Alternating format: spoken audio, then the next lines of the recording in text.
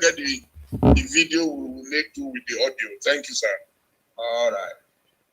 Thank you, sir. So if you can speak closer to the microphone, that would be fantastic, sir. Because everyone wants to pick every word, every grain of your word tonight, sir. Thank you. Yes, I'm moving the star. Before we start the questions, we are going to do a brief introduction, and I've invited a good friend and brother of mine who is also a scholar to do the introduction. So it gives me the honor and privilege to invite Dr. Ruben Abati, one of the brightest journalists that we have in Nigeria, and he will now be doing an introduction for us, then play the music, and then we'll start the question and answer. So Dr. Ruben Abati, PhD, please step forward. Well, good evening, Obdi. Good evening, Professor Akintoye Ekalesa, and good evening, everyone. And let me thank Obdi for the privilege, the opportunity to say a few words. Given the time constraints that we're dealing with, I will try to be very brief. But first, Bashonu Dele Momodu, let me thank you for having this platform. I know it's a leadership and governance series ahead of your 61st birthday. How time flies. You've chosen this year to celebrate your 61st birthday in this manner. And I think it's a great opportunity for all of us coming to discuss issues of interest to all of us as Nigerians and as members of an international community. And you could not have chosen a better person, to kick it off, Professor Stephen Akintoye. Many of us who are on this platform probably know him as Baba Dua. You know him as president of the Yoruba World Congress. You probably know him as the man that took the Yoruba race, to get admitted into the Unrepresented Nations and People's Organization, UNPO, sometime last year, making the Yoruba Nation the 45th member of the UNPO, which is a group that promotes self-protection, equality, justice, values that are very important to Professor Stephen Adebanji Akintoye. You also probably also know him as Alano, as he was known for many years. That is a pathfinder. And he's been a pathfinder, one of the most distinguished persons we have in this country, in academia, in scholarship, in public policy, and also in community leadership. You probably also know him as the president of Ilanomo Ududua, which is the major platform where he leads the battle, the struggle, the war for self-determination by the Yoruba peoples inside Nigeria. But the interesting thing about Professor Akintoye is that he's essentially a patriot. He's one of those persons who I think is guided by the philosophy that if you make change, peaceful change impossible, then you make revolution inevitable. He's a patriot who believes in Nigeria, who wants a new way forward for Nigeria. But, he's concerned, even at 86, he was born in 1935, about the contradictions in Nigeria. And at the moment, he says that, the time for Yoruba redemption has come. It is not bring Nigeria to restructure Nigeria along the lines of a decentralized union, along the lines of equity, justice, and progress. Then, of course, the Yoruba people also have the right to insist on self-determination. And I'm sure that we're going to hear a lot about that today. As I said earlier, very briefly, Professor Akintoye was born in 1935. He is a product of the famous Christ School at Duikiti. That was 1951 to 19... We're not hearing you again, Doctor. Oh, okay, but I can hear. I just said that. Okay, that last bit. Yes, can you take it again? Okay, I said Prof is a product of a Christ School at Duikiti, 1951 to 1955. And then 1956 to 1961, it was a student of the University College, Ibadan, where he got a BA in history. And then from 1963 to 1966, he obtained his PhD in history also. By 1974, at the age of 39, he had become a professor. And for 5 decades, he distinguished himself teaching in various universities, writing academic papers, and both in the United States and also here in Nigeria. And of course, he took a teaching appointment at the Obafemi Awolowo University, one of the early teachers in that place. He was a pioneer hall master of Fajui Hall, the first male hostel at the Obafemi Awolowo University. In the Second Republic, he served as a senator of the Federal Republic. He was also later, a commissioner for health, very briefly, in Ondo State. So his entire life, he has been involved in the business of service.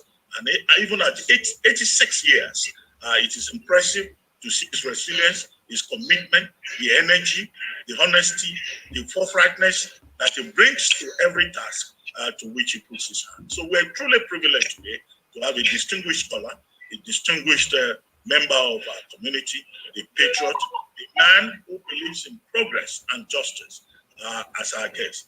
That is the man we have here. And I think that we have a double privilege today. Professor Akintoye spent many years as a teacher at Obafemi Awolowo University. In fact, he was one of the first persons to take residence in that campus when it was commissioned as the new campus in 1967. And he went on to become the university orator, and he's the first person to write a history of that university, Ife University, 1962 to 72.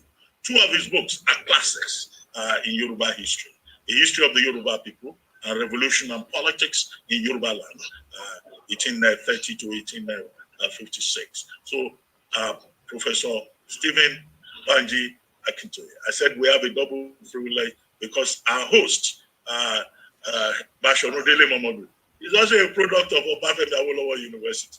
So this is a question of teacher and student interacting, and with the rest of us who are all children of Professor Akintoye being part of this very important conversation about the future of Nigeria, about governance and politics in Nigeria. And of course, we're likely to listen to a lot of history because our guest is a distinguished historian.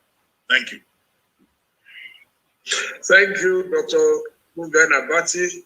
I knew you were going to do justice to that introduction, and I want to thank you so much, most sincerely. Thank you so much for your contribution. So, Mr. Ben, before we invite Baba to speak, let's play an anthem that every Yoruba man loves to hear right now. I love it. It's so beautiful. So please give it to us, Ben.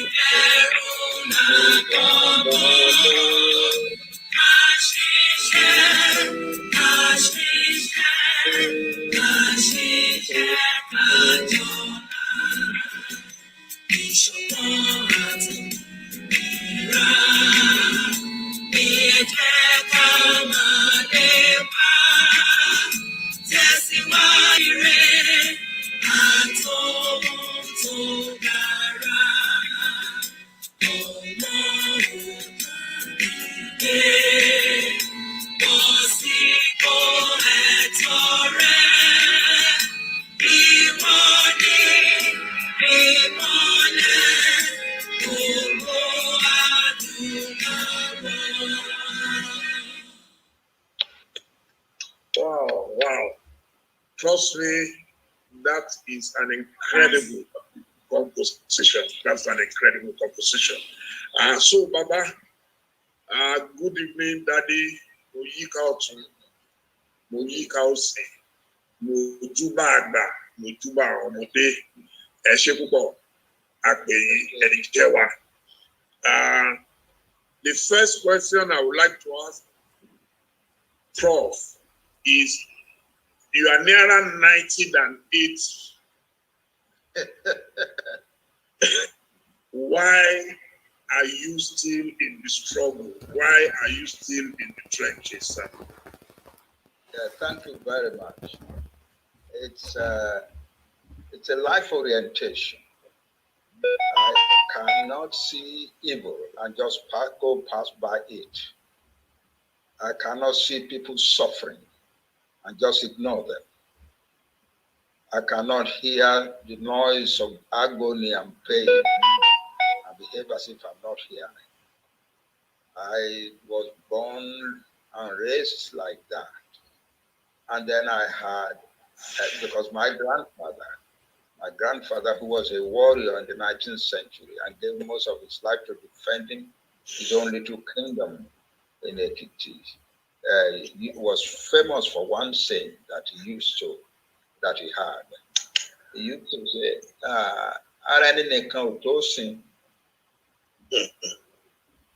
oneself is too little to serve. The self is too little to serve. And then part of 21 asked the question, does any star in the sky make light for itself alone? Does any star in the sky make light for itself alone? That's it. I was raised in the shadow of that kind of thinking. My grandfather died about 7 years before I was born. And but his aura, his effulgence filled our lives because he was such a great servant of his people. That one, but then I grew up and went to university college. I was not particularly interested in partisan politics as a young man. But when I got to Ibadan, I became clearly more aware of a man called Chief Obafemi Awolowo, who was the premier of our region. And so in 1959, I and a few others joined together to create the Action Group Students Union, Students Association. And that brought us into the presence of Chief Awolowo in the party lodge, because we were, as leaders of that association, admitted to membership of the regional executive of the Action Group. And then I graduated and went back to Ado-Ekiti to teach in Christ School. And I found that my hometown, Ado-Ekiti, the largest town in it, was strongly another party, the NCNC, and not Action Group. So my wife and I, who had educated ourselves in the Action Group tenets as the members of the Action Group Students Association in Ibadan, went into work. And within a short time, we converted the whole of Ado-Ekiti to a roaring city for the Action Group.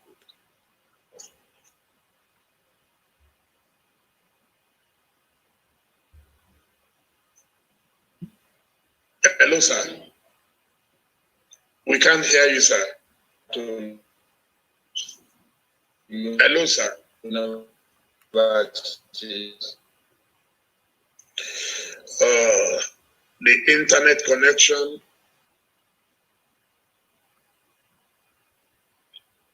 Hello, sir. And in 1962, hello, sir.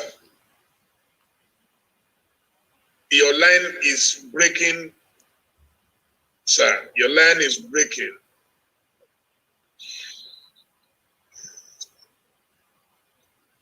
Internet connection.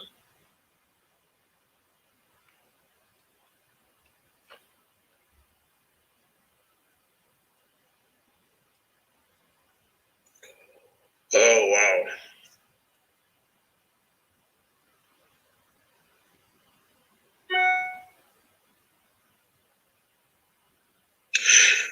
Has it been muted? Ben, can you check that Baba is not muted, please? Yeah, I'm unmuted. Okay, sir. Please, could you take the last 2 minutes again, sir?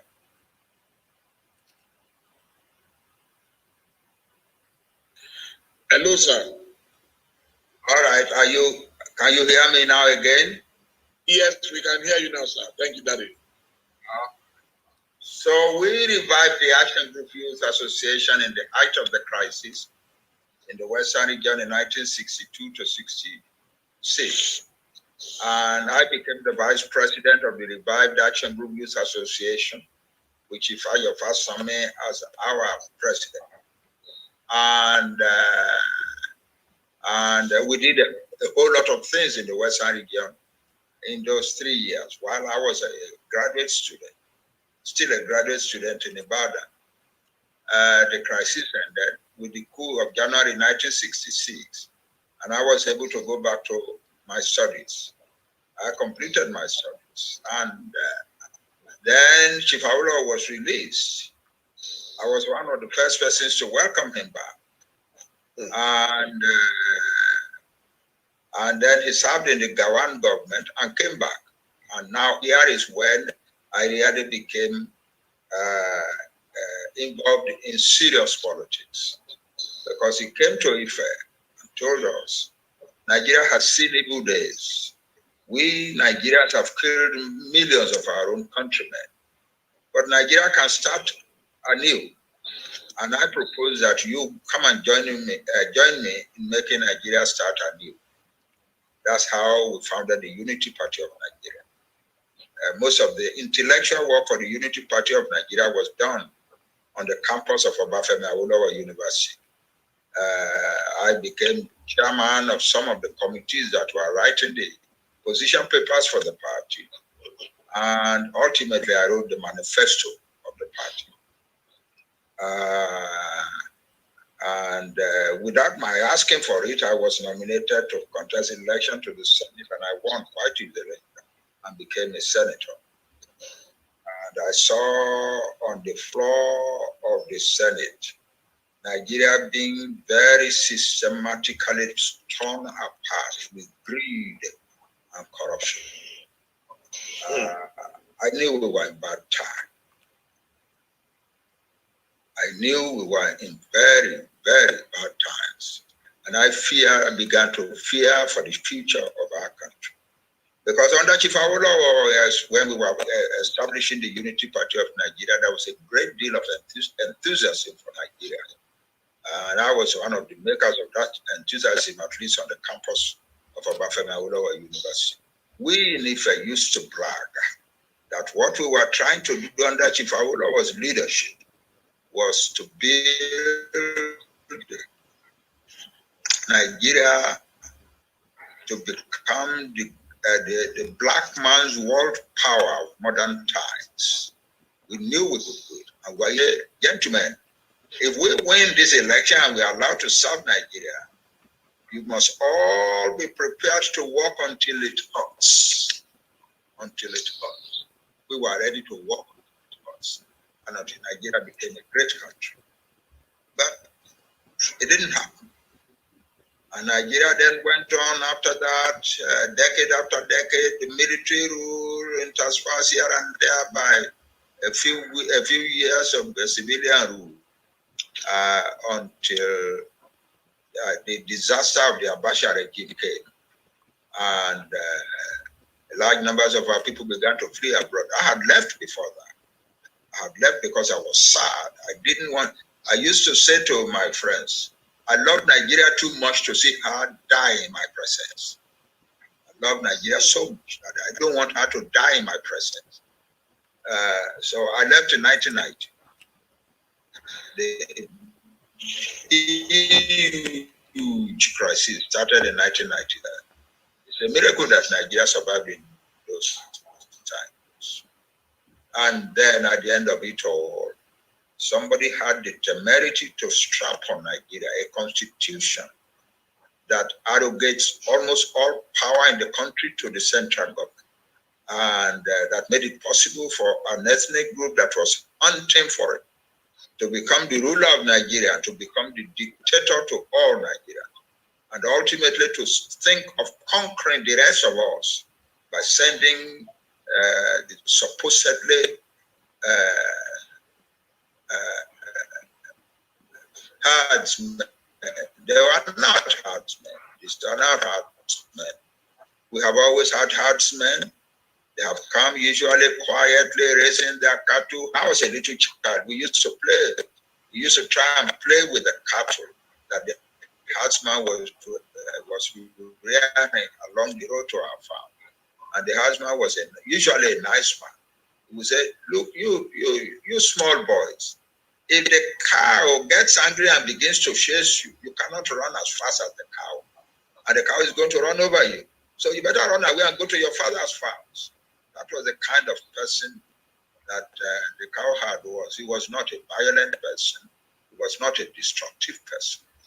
But the ones that have been sent since 2014 have been deliberately indoctrinated and armed to go and hurt people, to go and hurt the people of Nigeria as servants of a philosophy that says that we Fulani, Allah has given us Nigeria and all of Nigeria, and it is our duty to drive the people off their land and take the land. That's what we've been having. People call them herdsmen. But when I came and I found people in the Afenifere meetings talking endlessly about these menace, I said we need to find out what is happening. We don't know exactly what is happening. And so Chief Fashion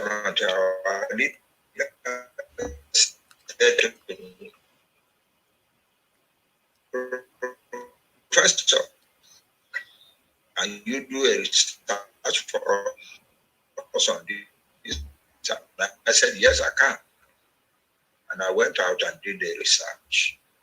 I wrote a paper, I think 36 pages on the crisis, the Yoruba Southwest. I went all over Nigeria trying to understand. And then I went to some other Fulani folks inside and outside Nigeria. I spoke to Fulani folks in places like Yewa area in Yoruba land. And I spoke to Fulani folks in places like the Upper Senegal and so on in West Africa. And I found the following. One, that what the Nigerian government is now peddling around is that, all of this is a product of the droughts and the drying and in the north. Yes, they have been drought since the 1970s, and a lot of drying of the land. For instance, the Chad has dried to less than 1/10 of its original size. But that's not when that happened, the Fulani, their cattle tried to steal it among the Fulani herdsmen. As of that point, what was needed was government intervention to help these poor folks. Government didn't help them. Neither the federal government, nor the regional, nor the state governments of the north stepped in to help them. On the contrary, what then happened? This is where the crisis is. What then happened is that some eminent persons among the Fulani political elite then decided that this was an opportunity. This terrible situation among the Fulani herdsmen is an opportunity to unleash them as warriors against the rest of Nigeria. That's where the trouble started. And so they were indoctrinated, heavily indoctrinated, to believe that God, Allah, has given Nigeria to the Fulani, and that all that the Fulani needed to do was to seize the land by force. And that's what we have been witnessing. One Ali Boazos wrote in, and I'm quoting, he wrote in January 2022 2014, Allah, through the British, no, I'm sorry. In 1960, Allah, through the British, gave us Nigeria to rule and to do with as we please. We have been doing that since 1960, and we intend to continue. And if anybody tries to stop us, we shall kill, maim, destroy, and turn Nigeria into the bloodiest war zone in Africa. That's what they're doing. That is what they're doing. And that's what they're still claiming. And that's what they're still trying to achieve. I was on the delegation that visited the governor of Benue State when Fulani people killed large numbers of people on January 1, 2018. The governor read to us a letter that they have. Mr. Governor, I see that you and your people are mourning and they're carrying out mass burials. But what has happened to you is a little bit of what is coming to you. And your offense to us, before us, is that the ethnic groups in your state believe that the land on which they have lived for thousands of years is theirs because they have lived on it for thousands of years. That the land is not theirs. Allah has given it to us. And we are going to take it by force. And we have accumulated the weapons and the money for the battle. And we are ready to keep fighting for hundreds of years if that's what it will take. And if you think, and we are not talking of the ethnic groups in your state alone, we are talking of all ethnic groups in Nigeria. The Yoruba, the Igbo, the Kanuri, the whatever. And nothing can stop us. And if you think your federal government can defend you, you are deceiving yourself. So that is that is the truth of the matter. The people who started the trouble, who carried out indoctrination, who are financing and supporting the terrorists, call it cattle herders versus farmers. That is not true. It's a blatant lie to hide a very terrible truth.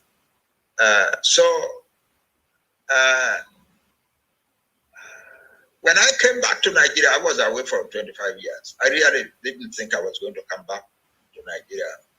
When I came back in 2015, I found out our people in the midst of all this. That's when Chief Fashionati asked me to write a report, and I went and did a research and to write a report.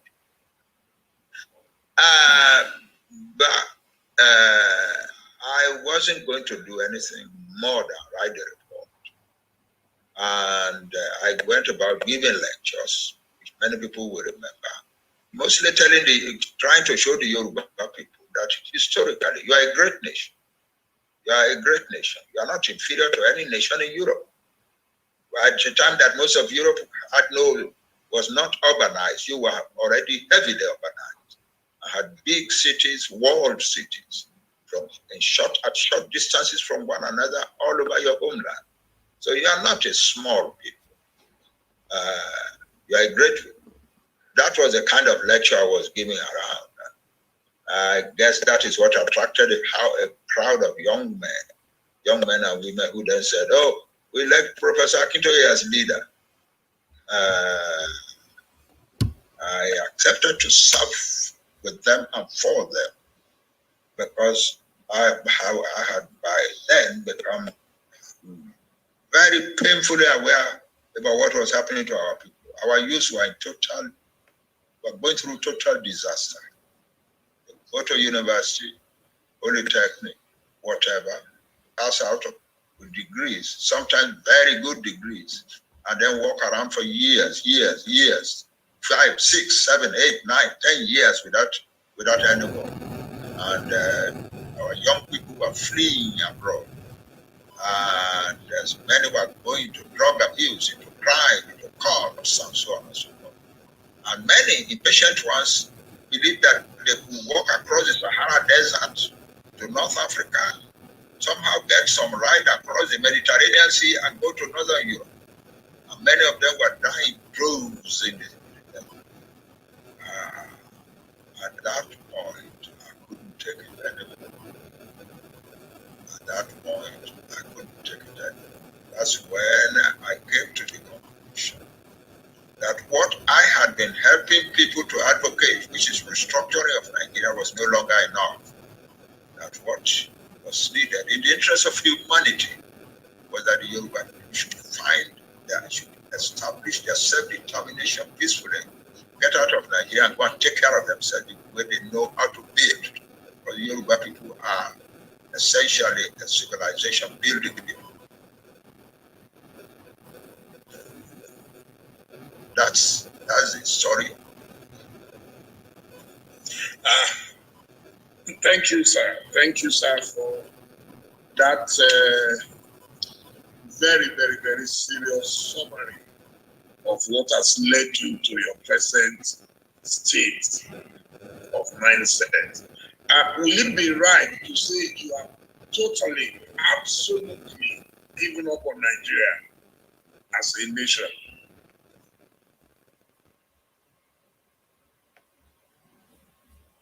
Can you hear me, sir? Itself. Nigeria is managing its affairs in a totally disastrous and destructive manner. And there is no way a country that is being managed like that can survive. And Nigeria is one of the most endowed areas of the world. For many years now, for many decades, Nigeria has been one of the leading producers of petroleum in the world. Nigeria has a whole lot of other minerals, agricultural resources galore, highly educated people. So, but the resources have been so poorly managed, with impunity, with lack of ideas, with corruption and so on, that Nigeria has gone steadily down, until now. Nigeria is the home of extreme poverty in the world.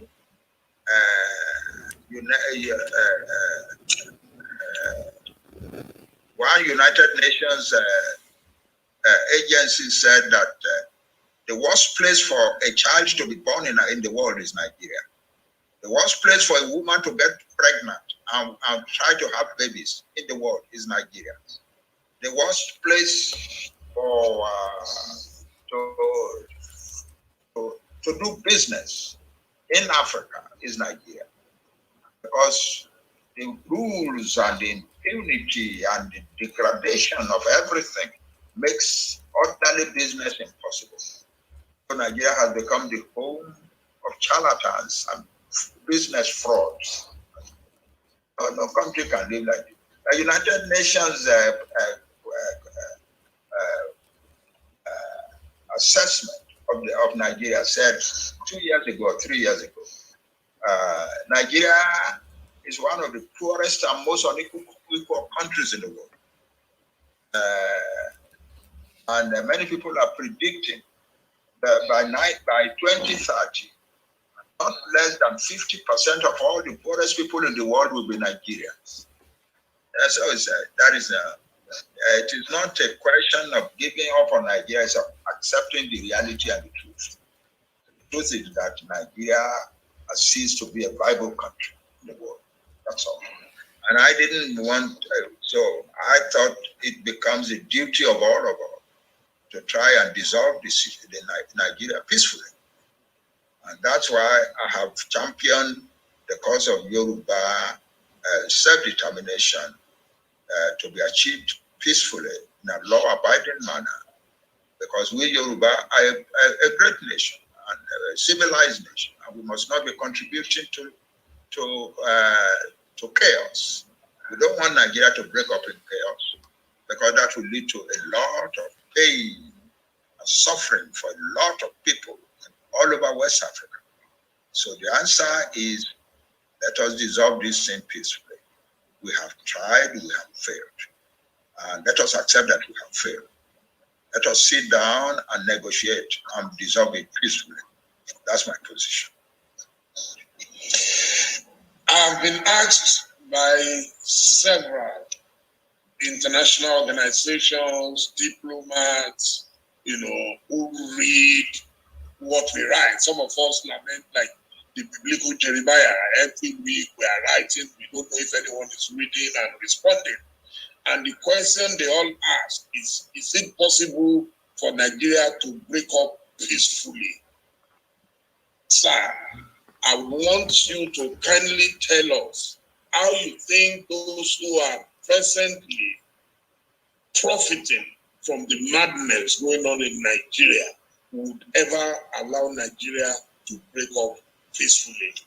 And in a situation where that's not possible, what are the options for the Yoruba nation? The realities of the situation will force them to accept a breakup. It's dissolution. The country is going steadily down all the time. Yeah, that's the truth of it. That's the truth. The country is going steadily down. They may be stubborn now and say, no. But in a few months from now, if things go on the way they're going on now, many more and more of them will accept that it is sensible to break up. One northern member of the Fulani elite, one Alhaji, forgotten his name, is chairman of an organization called Kaduna Dialogue Group, said, even an angel from heaven cannot unite Nigeria anymore the way it is. It is better to break up, he said, into smaller countries in the interest of humanity, in the interest of relations, and in the interest of the future and our children. And if we do not do it now, he said, future generation will be cursing at us. So it is not just Southerners or Middle Belters alone who believe this. Many people in the North are gradually beginning to believe.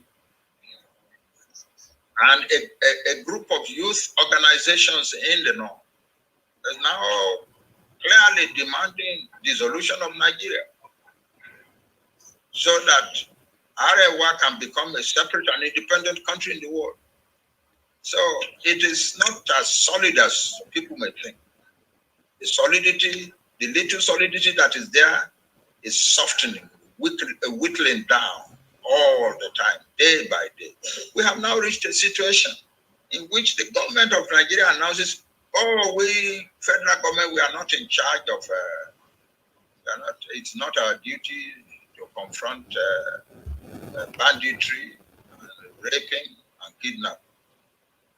It's not our duty. It's not those things are not a federal crime. They are not federal crimes, and the Nigerian police is not obliged to handle them.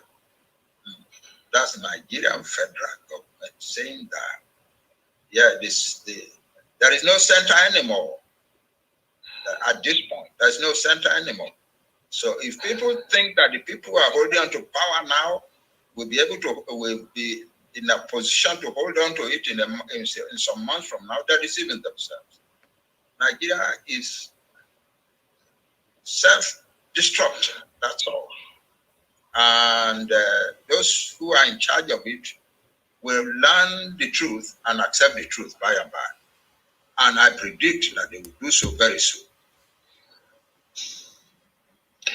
Sir, just yesterday, there was another National Security Council meeting in Abuja, and some of those who attended were President Muhammadu Buhari, Boss Mustafa, Ibrahim Gambari, Babagana, Abubakar Malami, Bashir Sali Magashi, Ibrahim Atahiru, Awal Suberu, Usman Alkali Baba, Yusuf Magaji Bichi, Ahmed Rufai Abubakar. And in their communique, well, I saw the vice president in a few of the pictures. I don't know if anybody from the southeast or south was at that meeting, since there was none. The Security Council. There was none. There was none. Okay, sir. The communique issue says there will be new security measures for us.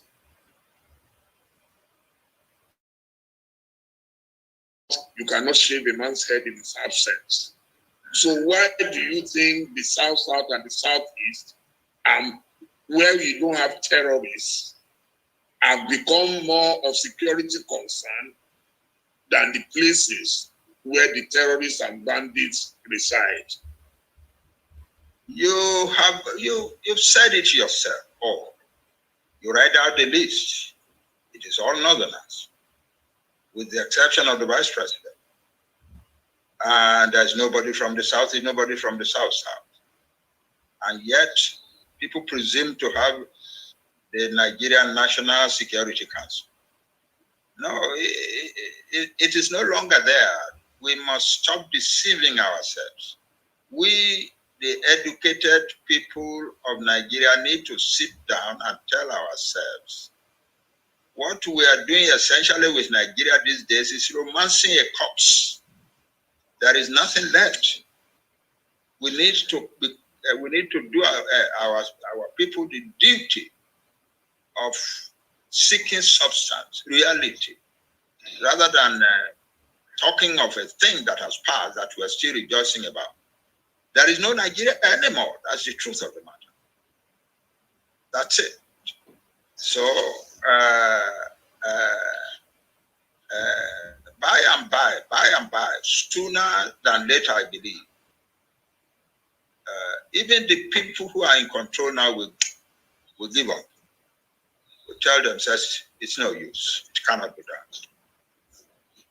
Sir, I know it's the wish of many people agitating for the Biafra nation, the Yoruba nation, and so on and so forth.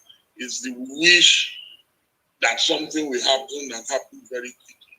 If it does not happen, and by 2023, Buhari decides to hand over power to the next government, whether from the north or wherever, people, in fact, the two mainstream parties are already speaking of zoning, the presidency to the north, whether northeast or northwest.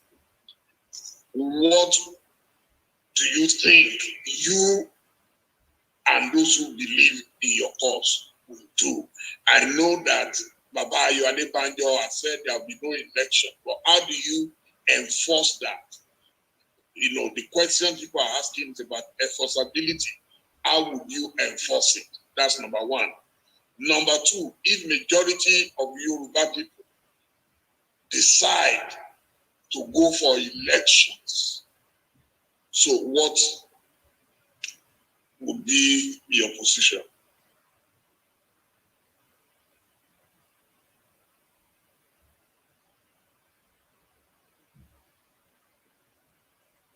Hello, sir. Hello, sir. Hello, sir. Then can you check? Oh, Baba is muted again. What's going on? The more we hold then can you unmute? The more we hold the elections under the Yes, sir. The more we hold elections Hello, under sir. the 1993 Constitution, the more we prolong our suffering, our pains. The Fulani marauders and terrorists are telling us that they are in the southern Nigeria, they're in Yoruba land, Igbo land, Ijaw land, everywhere, because the Constitution, as they are Nigerians, and under the Constitution of Nigeria, they are free to be anywhere. So the more we hold elections under the 1999 Constitution, the more we prolong our suffering. I am absolutely confident that if it came to a referendum or some sort of voting, the Yoruba people will say in a very large majority that they don't want election in that part of Nigeria. That is as simple as that. And the people in the East are saying the same, people in the Middle Belt are saying the same. And look at it. The South and the Middle Belt accounts for 3/4 of the population of Nigeria. So this is not a question of a minority or a minority. an Igbo, a small Igbo minority in Nigeria, or a small Yoruba minority, only 20-something% of Nigeria talking. It is 75% of Nigerians talking. And that's a very, very serious matter.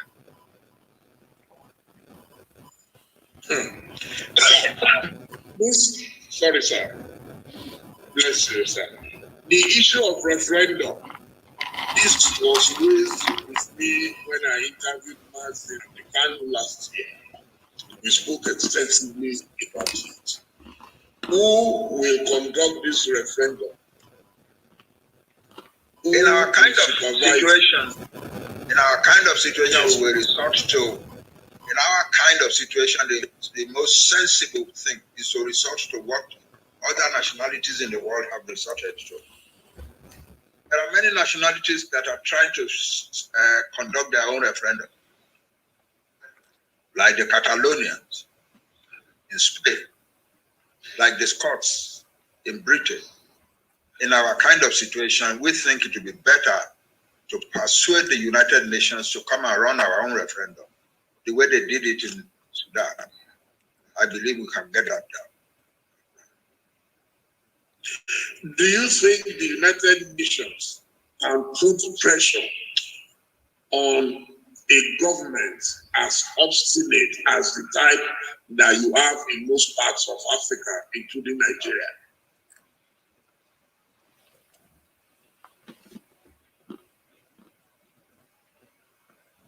Hello, sir. Yeah, I didn't hear that question clearly. Yeah, I'll ask it again, sir. Do you think the United Nations can put pressure and ask the authority to intervene in the sovereignty of an independent country? Now, it is the pressure from the 3/4 of the country that will put the pressure on the United Nations to intervene.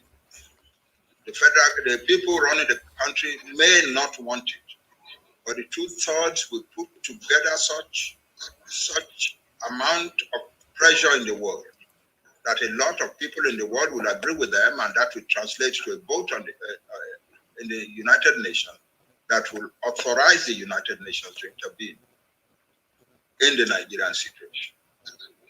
Sir, I was involved in the June 12th struggle, and I was relatively, at least, close to Chief Moshood Abiola. This was how we felt that the international community would be able to come to the rescue of Nigeria, help to validate the best election in Nigeria, and it never happened. So where are you getting the confidence from that the international community that does not consider Nigeria a priority right now, oil is almost becoming, okay, go and drink. The international community that does not consider Nigeria. You may be right in saying that they do not. You may be right in saying that they do not consider. You may be right in saying that they do not consider Nigeria a priority now, but the time will come soon when they will consider Nigeria a priority. I assure you. Well, maybe there are things that you are not able to say on the open forum, but I would like for you to tell us the process and procedure towards self-determination. A lot of people have never experienced it, especially in our part of the world. So what will be the process and procedure that we should expect? The procedure that we should expect. We are setting up in a very strong way to put the hands of some important governments, critically important members of the Security Council in this matter. We might also be going to court over some parts of the struggle. All put together We create a situation in which there will be no doubt that the United Nations needs to intervene. United Nations doesn't choose to intervene in any situation on its own. It is the situation that pressurizes the United Nations to intervene anyway. And so we are going to be using that knowledge very much. I'm sure you are aware, sir, that some Yoruba people, politicians, are already warming up for the next elections. Yes, they are already warming up for the next election. And they're already warming up for the next election, and there's nothing evil in that. But they will soon discover that they are going to hit a rock along the way. So, but don't you think, do you have a fallback option apart from the Yoruba Nation option? Is there any other option you are willing to consider? No, I cannot think of another option. The Yoruba must have their own country in the interest of humanity so that they can bring development, prosperity, and happiness back to their people again. And I believe that it is the same type of thinking among the Igbo and among the peoples of the Middle Belt and the peoples of the South. No, there is no conceivable option that will satisfy the humanity that we are seeking to serve.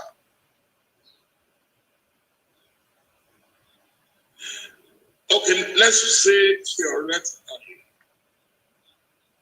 you were to look at a Yoruba leader in the foreseeable future, whether in Nigeria or in the Yoruba nation, what criteria would you be looking at in arriving at the new leadership that can propel Nigeria to be moving?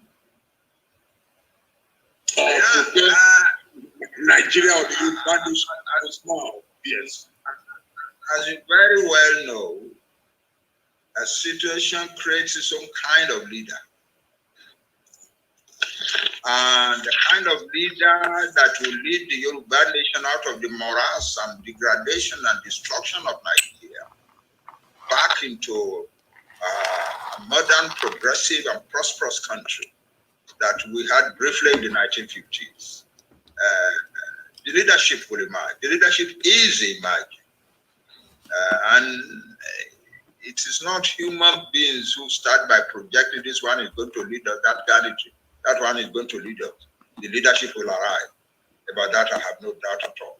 It is inevitable. It is the way history operates. There is no other way. The right type of leader will emerge. The right type of leaders will emerge. Many of those who oppose the idea of Yoruba nation are very quick to talk about the lack of unity among the Yoruba people. What do you say to that, sir? Yeah, I don't know what they mean when they say lack of unity. What the Yoruba demonstrates is that when there is an issue, there are many Yoruba people who want to venture their own opinion on it. That's the Yoruba way of life. That does not represent this unity. It is among the Yorubas that we say, when we say Lafidalefe, we mean that's the basis upon which the Yoruba nation was created in the first place anyway. That even the youngest person and the old person has the duty of, has the right to contribute their opinion, their own little wisdom. That's the way the Yoruba people operate. The fact that they are doing that now does not mean they are not united. It means they are doing what they are traditionally capable of doing. But perhaps you don't know that for many millennia, the Yoruba people have been a very democratic people. We, for instance, Yoruba, or in all parts of the world, where there are monarchical governments, the king is automatically succeeded by his son, usually his first son. The Yoruba rejected that from the beginning. They rejected it. They said, we people, you are going to rule us. There is a royal family, no question. But it is we who will select one of you in the royal family to be our king. And that's the only one in the world. And chieftaincy titles were domiciled in particular families in every city. And when the chief died, his son does not claim that he has a right to succeed his father. All members of the lineage, including the son of the man who had just died, had a right. And usually there will be a lot of wrangling and division into partisan groups supporting this and supporting that. There are large family meetings in the family compound until finally they decide on someone. That's the Yoruba way. We are very democratic people. Nobody can expect us now to stop being democratic. Listen, people don't know something about Chief Awolowo or something. You know, he built that, he gave us a great deal of decent governance. But do you know that Chief Awolowo once said to his party, we have no business trying to destroy the opposition. All we want to do is win the election.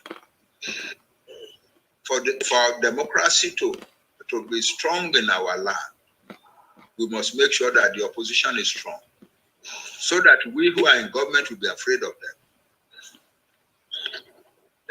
There is no, I don't know of any other African leader who will say a thing like that. It's only a Yoruba man who will say a thing like that. We are not trying to, we do not want to destroy the opposition. For democracy to remain strong in this place, we must keep this opposition strong, so that we in the government will be afraid of them. And that's the Yoruba way. We are a democratic people. That does not mean we are disunited. I am often alarmed when I hear even some Yoruba people say, I know what do you mean? And you know, because Ojo is saying one thing, Ajayi is saying another thing, therefore I know. What is needed is a proper system in which everybody can express their opinion and have their opinion considered for the decision making. Do you know the Western region was the only part of Africa where in the 1950s the people who were beginning to appear in this limited self-government that was being instituted all over Africa, that the Western region was the only part where there was never a complaint of rigging. Even a man like Alhaji Adelabu, who was the most charismatic politician at the time in the whole of the Western region, never attempted to use his charisma and his enormous influence in Ibadan to rig election. No, never. It's not part of us. So, so people must know the type of people that Yoruba are. There is no subject to put on the ground that many Yoruba voices will not be contending over. That does not mean that they are not united. Listen, another story. In the 1850s, one American missionary traveled all over Yoruba land for 4 years. And then in the book that he wrote later, that was published in 1858, he wrote, among us white people, what we consider as the best design of governance is the division of power, the balance of power, in order to ensure that no person will abuse power. So we Europeans think that we started to do this in 1275 under King John at the Magna Carta. But now I have traveled in the land of these Yoruba people for 4 years, and I have discovered to my surprise that these people have mastered the principle and the practice of balance of powers earlier than we Europeans, and better than we Europeans. More, he said, long before Magna Carta. So That's who we are. We are a rigorously, fundamentally democratic people. The democracy does not mean disunity. The Yoruba have also been accused of timidity, that we are not ready to fight for our rights. Like I read in one of the P.O. Fagunwa books, Gongoshu Edidare Botigoto Belogoto, that a situation where people are not able to fight for their beliefs. You know, there are times you have to apply the carrot and the stick. Is it true that the Yoruba are always waiting I'm not getting this question. Can you say it again? Okay, sir. In Dio Fagunwa, I'm sure every Yoruba person of my generation read Fagunwa. And there is this saying, Gongoshu, Etidare, Motigoto, Belogoto. That is, as wise as you are also not so wise. Can you agree with those who say there is an ambiguity about the Yoruba way of doing things? No, the Yoruba accepts the limitation of wisdom. No matter how old or experienced or wise or philosophical you are, nobody has a total control of wisdom. So there is an element of foolishness in everybody. In the Yoruba compendium of knowledge, it says that we are all strong, but we are also all weak. That's the nature of man. Some people are wiser than the other, but nobody's wisest, and nobody's all wise. That's what Fagunwa was saying there. The Yoruba admit that in their conduct, and that leads to a great deal of humility. So that the Yoruba man who is very solid in the knowledge of the laws and traditions of his people is often a very, very humble person, because he knows that that knowledge is not complete.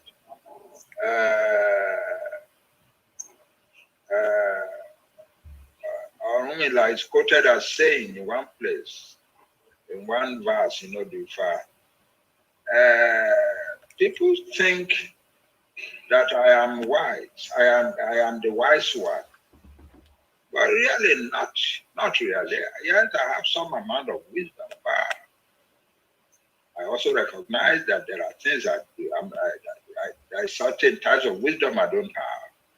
And that God only, the Almighty Olodumare, is the only one who has all wisdom.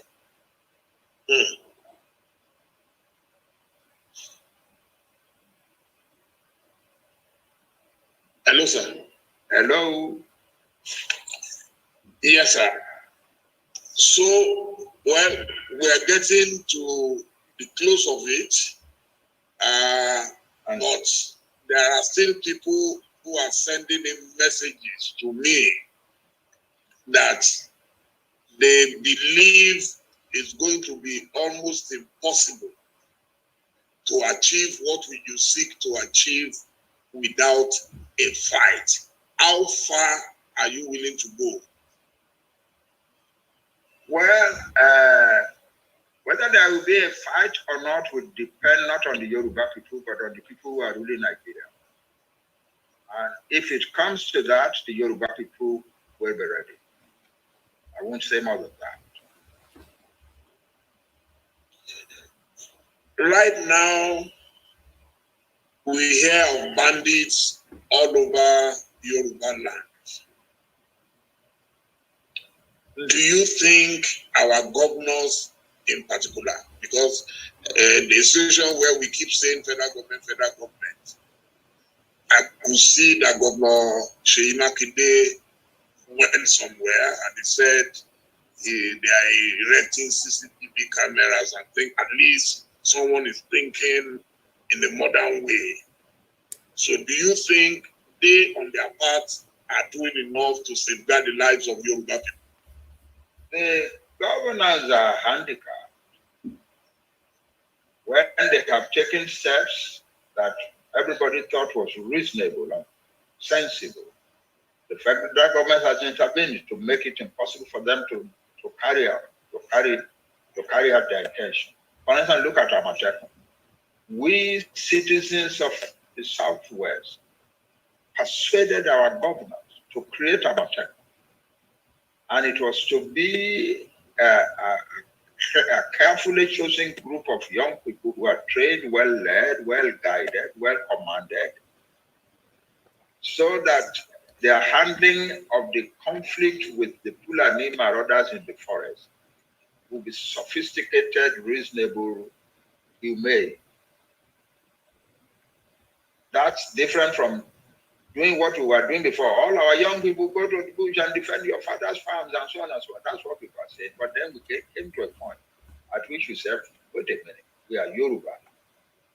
All these young people whom we took to school when they were kindergarten children and who have grown up now and become university graduates, some of them taking their degrees from some of the best universities in the world.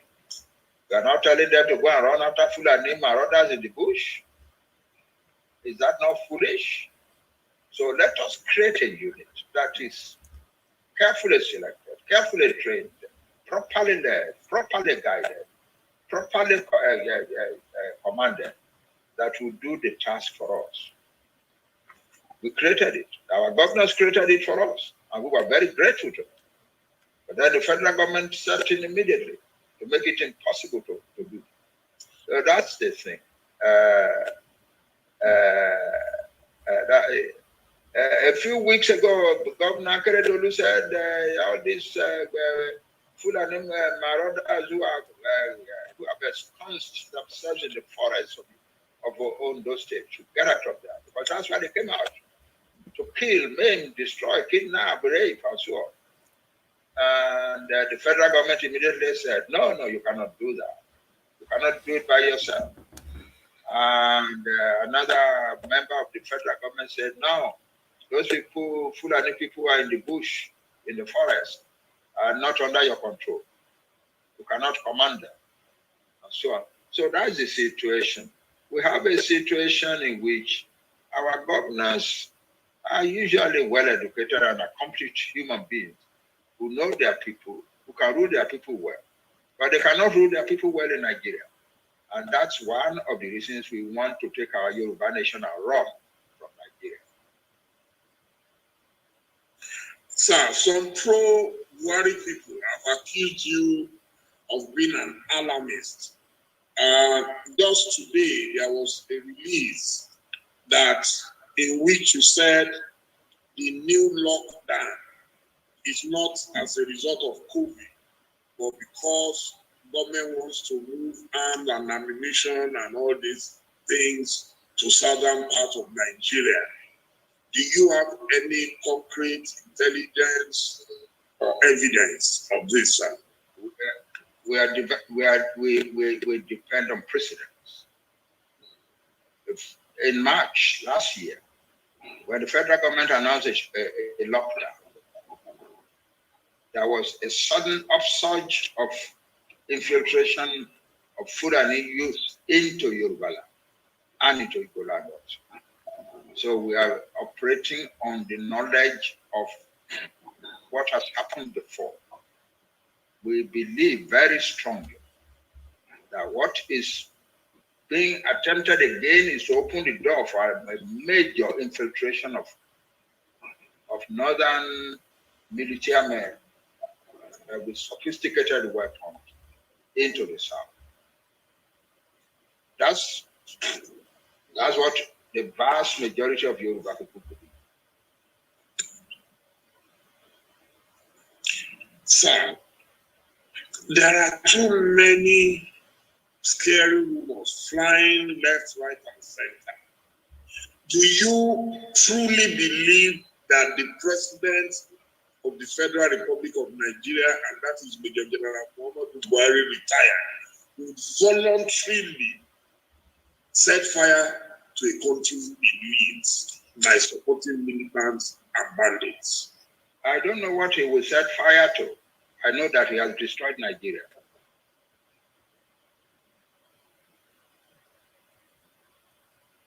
So you are not willing to give him the benefit of the doubt that maybe he's not aware of some of the things that are going on in Nigeria?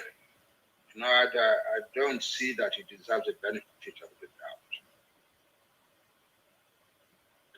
If you meet President Buhari today, what would you tell him? I would tell him, Mr. President, we elected you to rule over all of us. You have not been ruling over all of us. You have been installing a Fulani government in Abuja and giving the Fulani control over every critical area of government.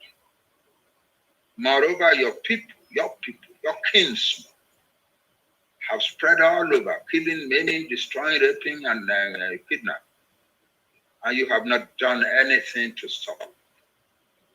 I believe that you have the influence, not only the power, the federal power, yeah, but also the ethnic influence. These are your own people. I've said that many times. These are your own people.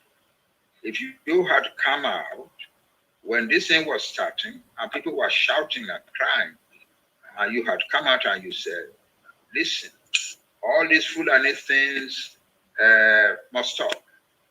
I am Fulani myself, and I'm your kinsman, and I'm the ruler of this country. I'm the president of this country, and I ask you now to stop. I believe that we would have got somewhere. Listen, I have often put it this way: suppose I, Banji Akintoye, were president of Nigeria, and some Yoruba boys pursuing whatever agenda, whatever philosophy, whatever goal, causing, spreading all over Nigeria, killing, maiming, destroying, and so on. I don't have to plead my presidential power at all. I will plead my kinship my kinship with these people. I tell them you cannot do it, and I believe that will be sufficient to stop them in their tracks. I believe Buhari could have done the same. He never did it. He kept shilly-shallying around. For many months, he kept quiet and did nothing. Then finally, he began to say ridiculous things, like telling Governor Tom, after hundreds of his people had been killed, go back and go and be friends with them now, and go and make sure that your brothers. Your brothers? What type of thing is that? He went abroad and made the announcement. At the time when there was a lot of rumors swirling around that the Fulani had been asked to come to Nigeria and take over land from all over West Africa, he went to a foreign country and made the announcement that all Africans were free to come to Nigeria without papers. Good goodness. And people want the rest of us to give him a benefit of the doubt. I think they are asking us to behave less than people. So, Nikita Khrushchev, former president of the Soviet Union, once said, every living thing wants to live. Yeah, we are living things. We have a right to live, and we desire to live. Somebody is allowing his people to rampage over our land and kill us and so on, and drive our farmers from the land and threatening us with starvation. And you want us to give him the benefit of the doubt. That's not fair. That demand upon us is not fair at all.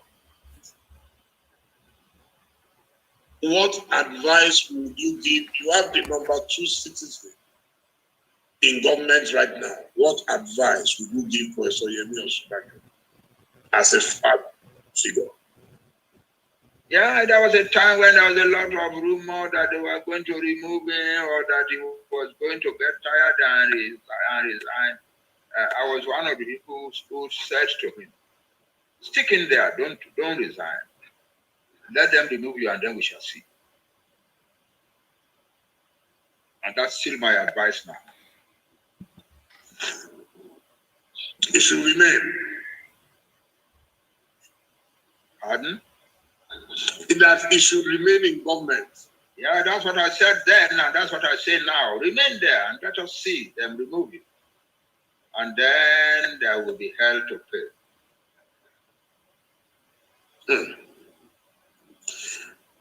Okay, I think we're getting close to the answer. I would also like you to be a prophet at this stage.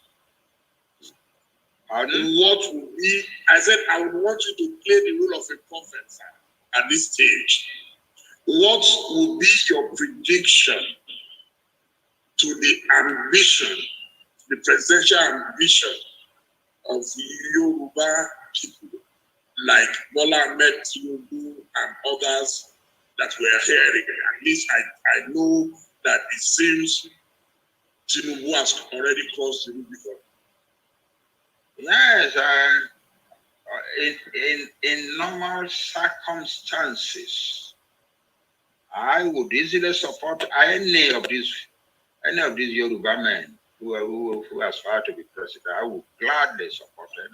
I believe they are capable people that they can rule Nigeria. I followed very closely as Tinubu gathered the Yoruba political group together in 2013 to 14, mobilized resources from the Southwest and created an alliance that won the presidency and the National Assembly and so on and so forth. Yeah, I was I appreciated his zeal and guts at the time.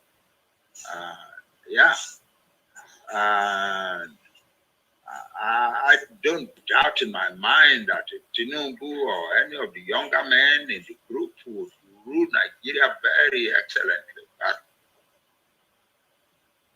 the times are not normal.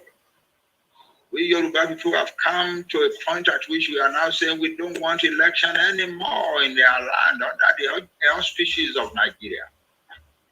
And that's a pity. But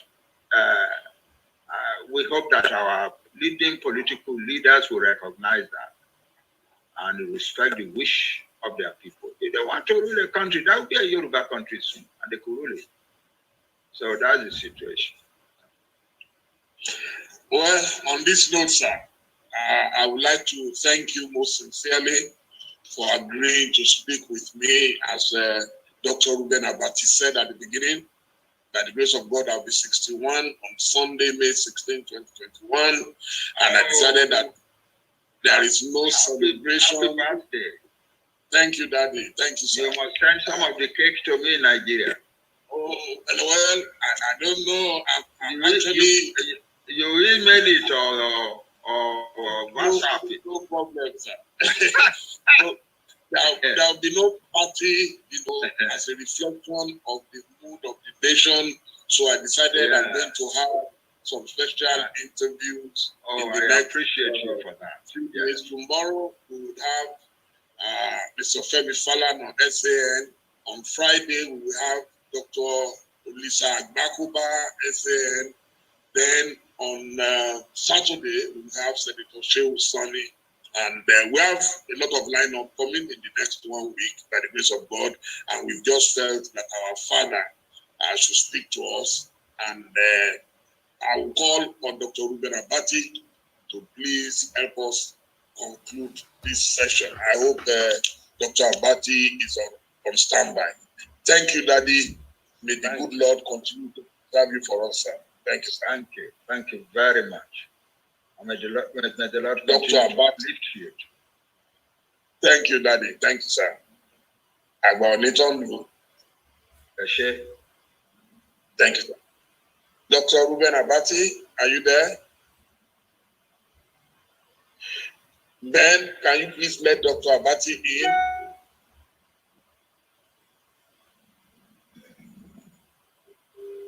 Hello, Ben. If you are not able to get in, then please give us the Yoruba music again.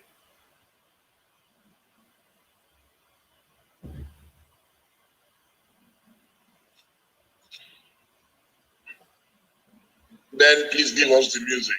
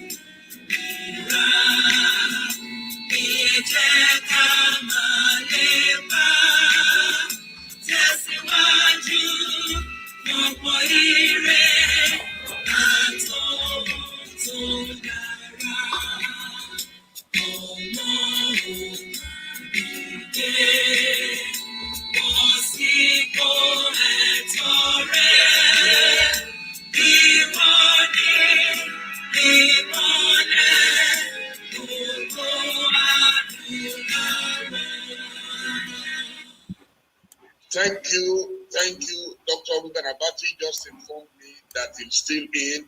So then, please kindly bring him in. It's very important that we properly. Ruben, Ben.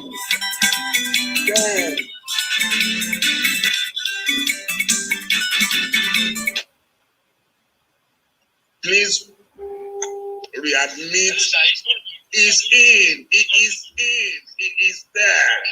I've just spoken to him. It's there. Search. Please search. Please. Search. He is there. Dr. Ruben, can you please send a message? He is there. I just spoke to him.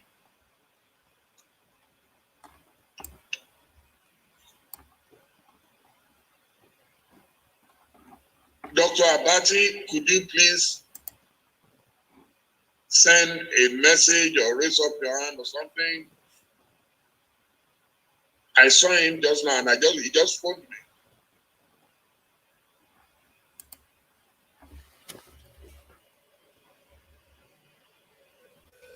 Doctor, where are you? He was there just now. I wanted him to wrap it up. But yes, thank you. Thank you, Dr. Ruben. Thank you. Thank you very much.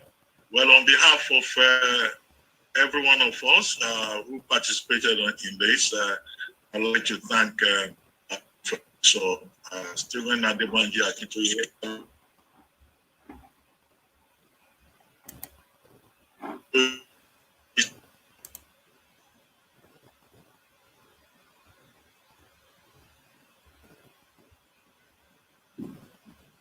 Wow, it's the internet connection is bad. Hear me? Yes, I can hear you now. Yes. I also congratulate you, Bashorun Dele Momodu, program. This is the first in a series, and from the enriching experience, also part of this process. Quickly, I think I should not attempt to summarize eminent distinguished. I think that there are takeaways that all of us focus on. One takeaway is what you kept finding as a human tradition, about humility, about wisdom, about unity among the Yoruba people, about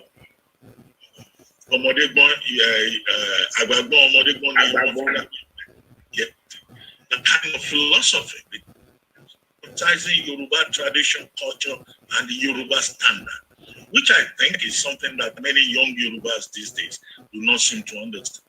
Many young Yorubas who do not even want to listen to the other side. I was very happy when you don't agree, it's not a problem. Yoruba people, they have this intellectual culture. There's no assumption. We would want to do. So we are allowed, and I think that this kind of platform is an excellent that provides an opportunity for interaction and also for intellection and also for reflection for the good of the people and also for the good of humanity, as he kept emphasizing. Second point has to do with the fact that at 86, and Bobby, that was where you started, worrying about Nigeria. Generation. Oh, There's a segment. internet.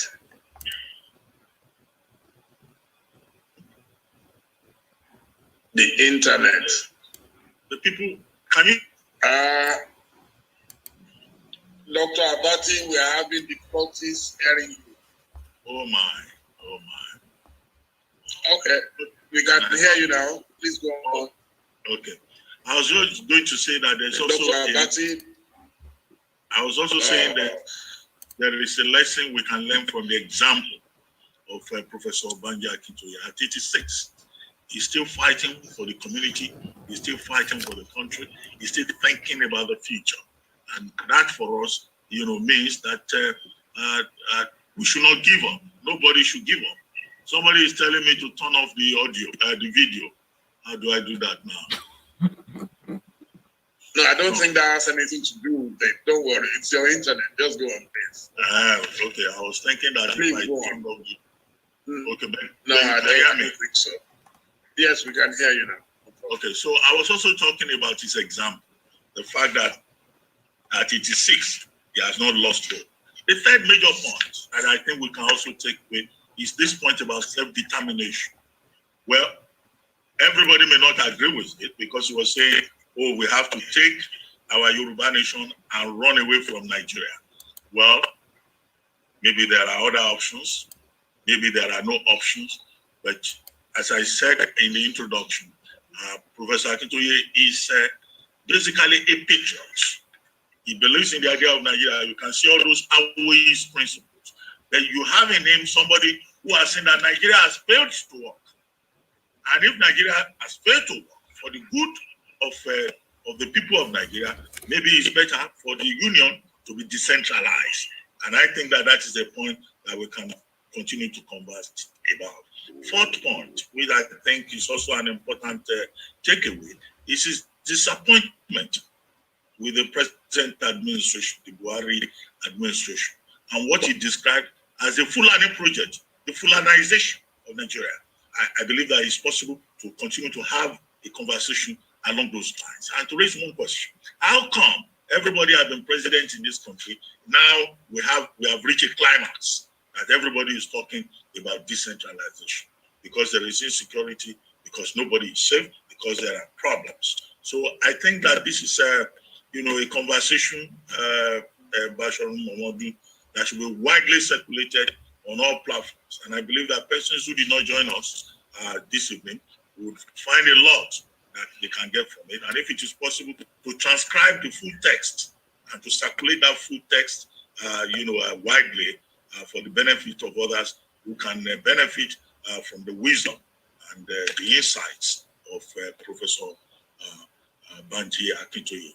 Once again, I would like to congratulate you, Bob D, and to thank everyone who has been part of this, and to thank Baba especially for staying with us past his bedtime. We've all been greatly enriched, interacting with him. Thank you very much, everybody. Thank you, Dr. Ruben Abati. Let me conclude by saying I deliberately brought in Dr. Ruben Abati because I know his views. His views don't tally with that of Baba in this. And that should be the spirit. Everybody must have an opinion. What I seek to achieve is that I have seen the kind of intolerance, especially on social media platforms these days. Once you have a contrary opinion, then you are an enemy, you are a Satan. No. Everybody must. Chief Abiola taught me something. He said everybody must have a say. but a few people will have their way. So those who want the Yoruba nation, allow those who don't agree to have their say, and we will pray that God will give you your way. That's all. That's all. So there is no reason for us to be fighting ourselves when you have bigger enemies out there. In fact, they will be so happy that see them, they can't even agree. And I'm happy that Baba also explained it, that it is in our democratic nature for us to disagree. People disagree with Chimawo, and Chimawo was supposed to be, if you are looking for the greatest of the greatest, he was. People disagreed with him. So let us please practice democracy, because we cannot replace one dictatorship with another. It is important that we all allow people to have their say while we have our way. Thank you, Dr. Ruben, for agreeing to do this job. When you were in government, you and I, we had fireworks, we exchanged fireworks, we fought, but we fought on principle. We remained friends, we remained brothers, and if that is all I can commit to the people on my birthday, I will be too happy. God bless you all. Papa, once again, good night, sir. And all the participants, I cannot thank you enough. You've done extremely, extremely well, and made us proud. Thank you and good night.